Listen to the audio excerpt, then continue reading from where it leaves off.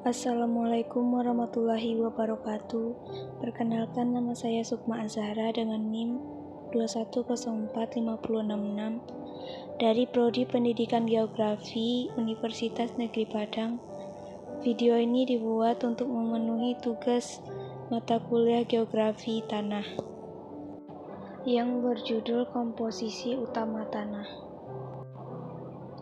Ada 4 komponen penyusun tanah secara ideal, yaitu yang pertama partikel tanah atau mineral partikel sebanyak 45%, 2 udara atau air sebanyak 25%, yang ketiga air atau water sebanyak 25%, yang keempat bahan organik atau organic matter sebanyak 5%. Setiap komponen penyusun tanah memiliki perannya masing-masing. Yang pertama, partikel mineral berperan sebagai penopang tegaknya tanaman dan sumber unsur hara.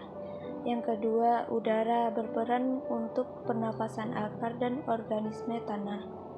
Yang ketiga, air untuk melarutkan pupuk dan membawa pupuk sampai ke akar.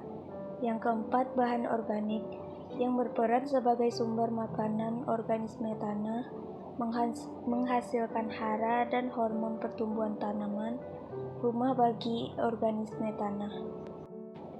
Keseimbangan dari komposisi komponen penyusun tanah ini berpengaruh nyata pada kondisi tanaman.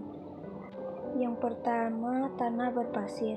Pada tanah berpasir, ruang bagi komponen penyusun tanah, udara terlalu besar, bisa mencapai 45%, sehingga menekan komponen lain yaitu air kurang lebih 10%, dan bahan organik kecil dari 1%. Komposisi tanah berpasir adalah partikel mineral sebanyak 45%, udara sebanyak 45%, air kurang lebih 10%, dan bahan organik kecil dari 1%. Lalu efeknya bagi tanaman adalah tanaman menjadi kekurangan air dan kekurangan bahan organik. Pertumbuhan tanaman menjadi terhambat dan sedikit organisme tanah yang hidup di seputaran areal perkarangan. Yang kedua, tanah kandungan liat tinggi, besar dari 60% liat. Pada kondisi tanah ini, maka partikel mineralnya meningkat, misalkan 70%. Keberadaan partikel mineral liat mengisi ruang dari udara dan ruang dari air. Adanya desakan dari partikel mineral ini membuat komposisi tidak seimbang dan menekan pertumbuhan tanaman.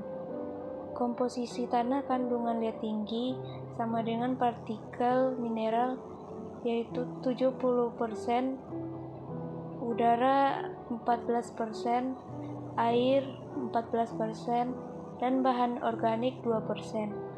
Lalu efeknya pada tanaman yaitu ruang untuk perkembangan tanam jadi sempit sehingga akar tidak berkembang sempurna. Pengamatan sederhananya bisa dilihat dari pertumbuhan taju atau luasan lingkar daun yang lambat. Yang ketiga, tanah gambut dengan kandungan bahan organik tinggi. Kondisi ini sering menjadi pertanyaan di kalangan planter. Bahan organik sangat bermanfaat bagi tanaman. Sekarang, kandungan bahan organiknya sudah di atas 20%, dengan ketebalan minimal 40 cm. Kenapa tanaman tidak tumbuh dengan baik? Karena bahan organik mampu memegang air 13 kali berat keringnya. Artinya, keberadaan bahan organik akan meningkatkan ruang komponen penyusun tanah dan air. Dengan tingginya kandungan bahan organik mencapai 20%, maka kandungan air di tanah gambut juga meningkat drastis, misalnya mencapai 50%. Komposisi tanah gambut yaitu partikel mineral sebanyak 5%, udara 20%, air 50%, bahan organik 25%. Lalu efeknya bagi tanaman yaitu kandungan air yang sangat tinggi membuat akar tanaman kekurangan ruang untuk bernafas, seperti fenomena orang kelelep di kolam renang. Wajar perlakuan pada tanah gambut adalah menurunkan tinggi permukaan air tanahnya menjadi 40 cm dari permukaan tanah, agar akar menjadi ruang lebih untuk bernafas. Sekian video ini saya buat. Saya ucapkan terima kasih. Wassalamualaikum warahmatullahi wabarakatuh.